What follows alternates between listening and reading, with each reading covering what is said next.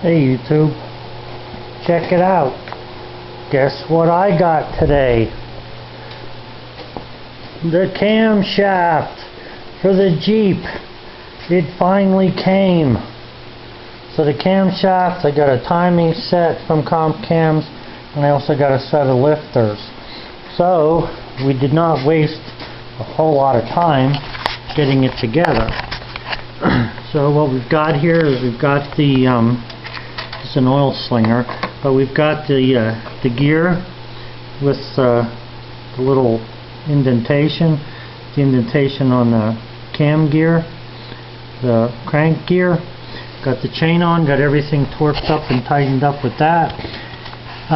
Put the oil pan on, new oil pump. For some reason though, when I went to put the oil pump on, the new oil pump, which is a sealed power, in case you're looking at a number, well, that's the number 224434428. What happened was the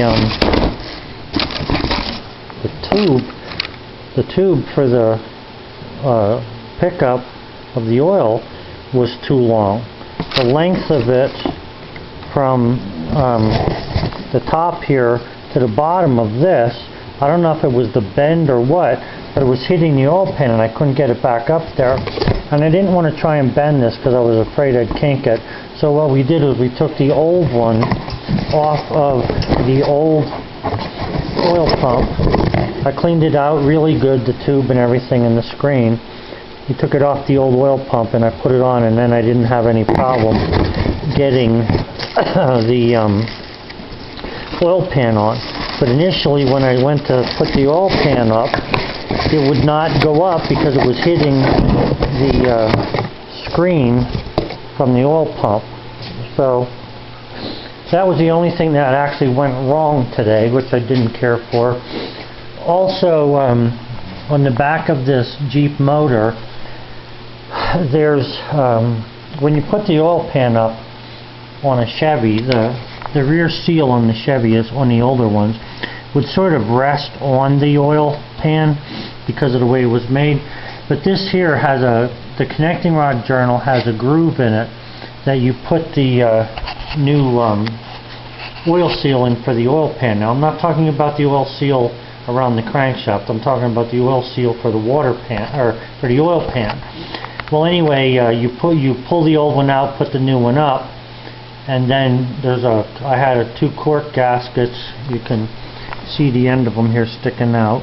One on this side, one on that side, is what was on the side of them. I didn't really like the way that fit together back there, but I put some blue gasket maker in the corners of it. Hopefully it'll be okay.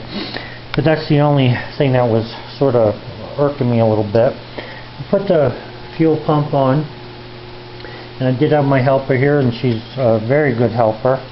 I showed her everything I could possibly show her about how to do this thing right, so that we didn't have any problems. So it's dark already. What is this, Friday or Saturday? I think it's Friday. So yeah, looks pretty, don't it?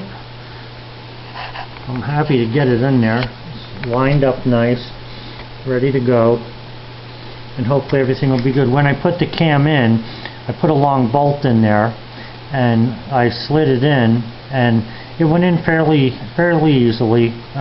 Because it's a 6-cylinder and it's a long sort of camshaft, my helper went underneath and she was guiding it through the bearings, which was nice. So everything went together good.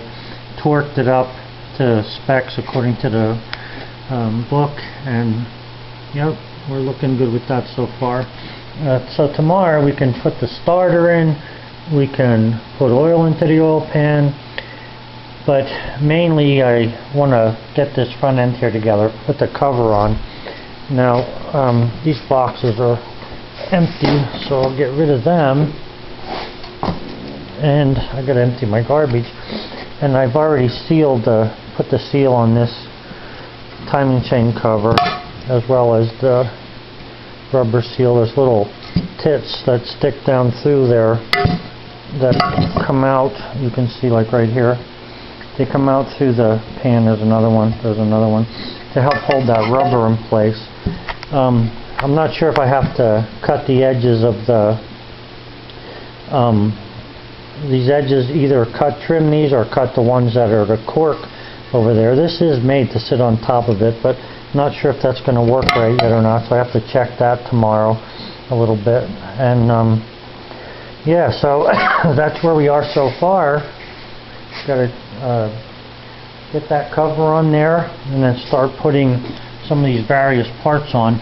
I don't know if I can put the power steering pump together before I put the grill on, but that power steering pump is a bear. I mean, the way that thing's bolted on there is it's just unbelievable. There must be 15 bolts in that thing.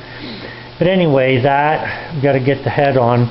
Before I put the head on though, I was reading an article there from Cams, and they're claiming that if it takes more than 200 pounds of pressure to push the valve open, that you should use a different valve or use their valve spring, the valve spring. So what I'm going to do is I'm going to sit in my house tonight with AutoCAD and see if I can't develop something that I can use a torque wrench to put pressure on this until it opens, to see what kind of pressure we're talking about with these. And hopefully we don't have to buy anything else, because I don't think the owner can afford it. But I may be wrong. I'm just, you know, nobody wants to spend any money that they don't have to spend. They also tell you that if you have springs with 2 springs in, take one out. Well, this only has 1 spring, so I'm going to check it. I don't think that it's 200 pounds of pressure, because really, without putting my whole weight on there, I'm moving that valve. So I think it's going to end up being something like about 100 pounds of pressure, maybe even 75 pounds of pressure to open the valve. And if that's okay, if that's what it is, then it should be plenty good to not give me any problems with this new camshaft. So the other thing, guys, that I wanted to mention was they have a really big deal about these camshafts and how they wear. And I wasn't really aware of this, that in '92 they stopped putting zinc in motor oil. I didn't know that.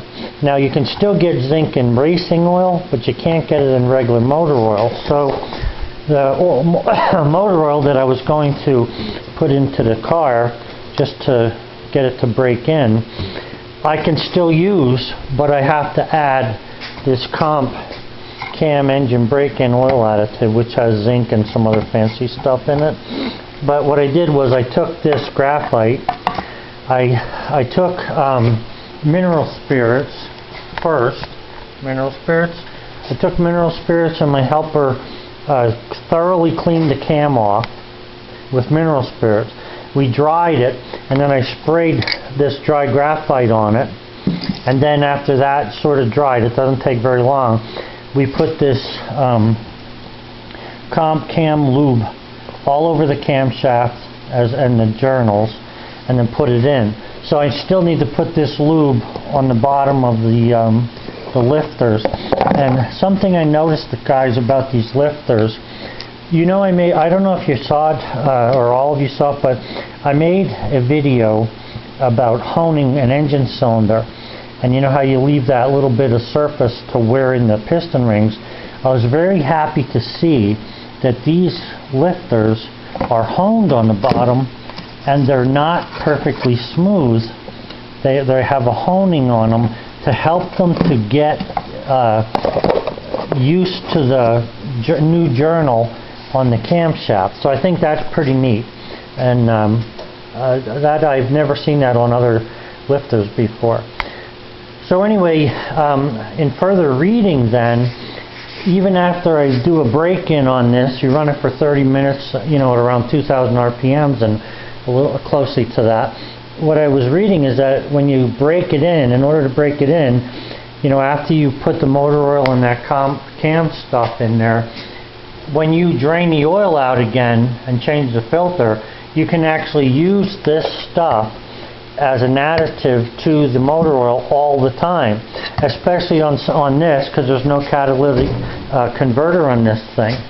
So that's what I was talking to the owner about it, and she was saying, yeah, that's what she'll do from now on. So it'll help the motor to keep from wearing. So anyway, that's where we're at so far. So we got the oil pan up, and all the bolts are in and tightened, and the sway bar there is bolted back into place, and the oil pump, the fuel pump. So tomorrow we got the starter, the coil, and again I want to make something to check out that head and see if the head is going to work. I got to get my garage cleaned up. I can't wait to get this thing out of here, but I want to do it right. I don't want to have any problems with it. So, alright guys, have a good one. Bye.